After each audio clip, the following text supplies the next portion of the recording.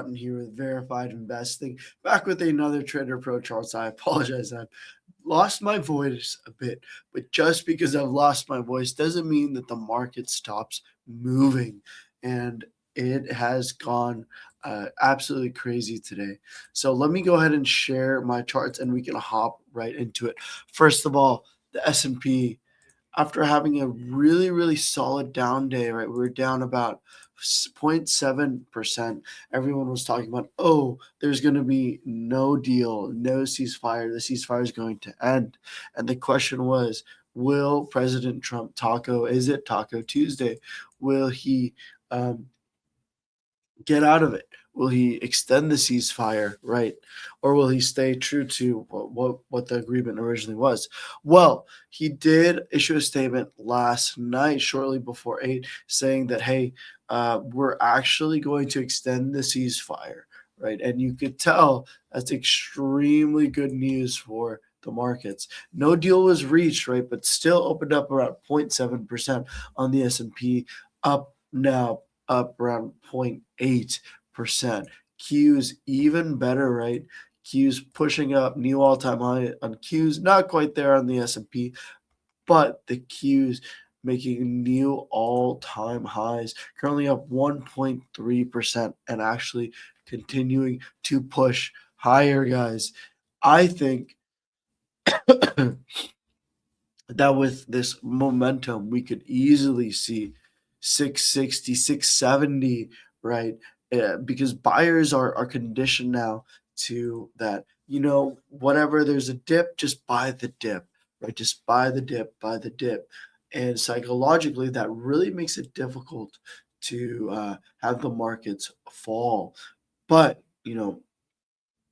people might say that, well, that's healthy for market. It's not, right? Because once the bad news really comes and the institutions begin to significantly sell, well, you'll have these retail investors buying, but they're just going to be exit liquidity for the big boys. And I cannot talk about retail investors without talking about Avis Budget Group, the car rental company, the meme stock, which has had let's count how many candles this is. 14 straight green candles, guys. 14 green candles. Now, granted, this price did close. It was down slightly here, about 3%. But yesterday, car was trading around 570, right? And it all looked like, okay, well, this is it for car. It's going to be a massive topic tail. This is what we're thinking yesterday. But what happened into the end of the day? Pushing, got up to 714. And this morning, where did it open up? 777, guys. Pushed up as high as almost 850, guys. $850. And look at it now, sitting well below the $700 level. We're at 695. Here's the thing to know about car, though. This is a meme stock, and to really understand the price action and the and the psychology behind it, right? We can look at historical data, but we know that how do meme stocks usually work? Well, they push. Retail gets enticed, right? You get a little bit of selling, a little bit of fear, but what happens? Retail continues to buy it up and gives retail investors the thought, okay, if it pulls back, who cares? I'm just going to buy it. And you see these huge swings, huge intraday swings on these stocks from top to bottom. We can start here. 15%, right? Spread from the top to the bottom of Friday's price.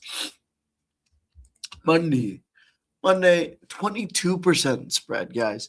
22% spread from top to bottom of CAR. And look here, yesterday, 25% spread in price. So how are retail investors conditioned then? They're taught, okay, if I buy here, even if I buy here, it'll just go up. It'll just bounce. Now, car is selling, right? But could just got a small bounce, about a $10 bounce, 1%, but that's nothing, and is currently red for the day. But the question is this going to hold, or are retail going to continue to buy and push this up to 900, say $1,000? About 19% spread today, so smaller than yesterday, but but still quite large.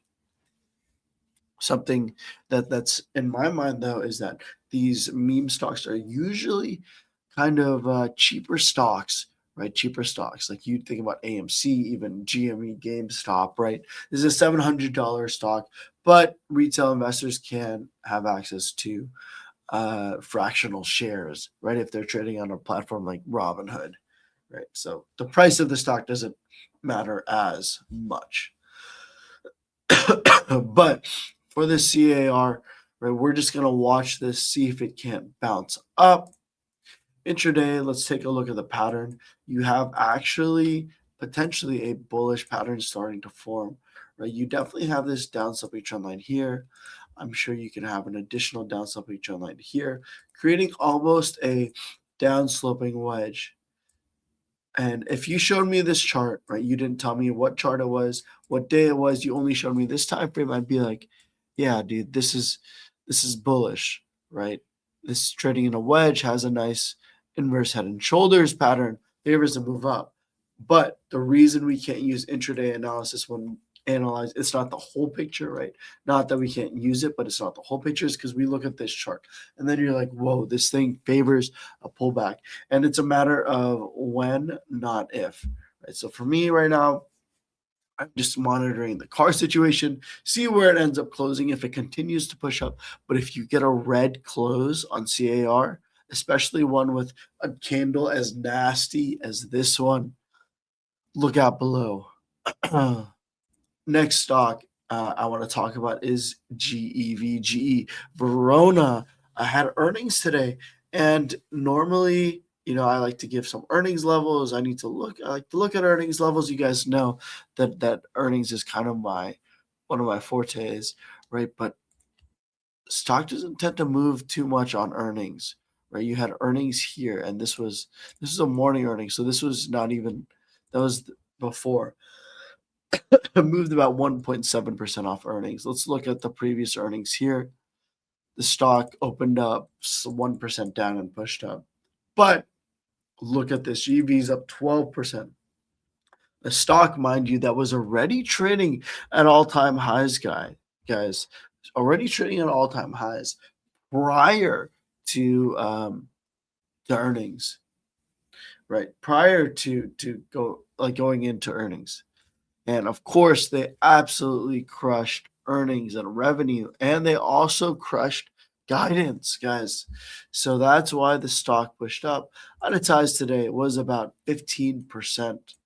For me, if this can continue to push up, I really think that this 1150 level should provide some good resistance on GEV. But let's see if it pushes back up there. Got close, got to 1140-ish, $10 away, which isn't the most, right?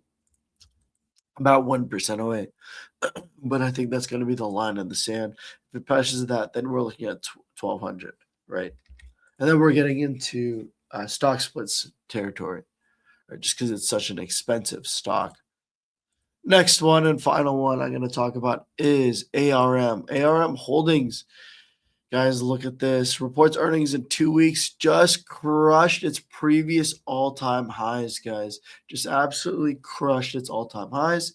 And if we look at the news, there's not anything significant, right? TradingView doesn't have anything.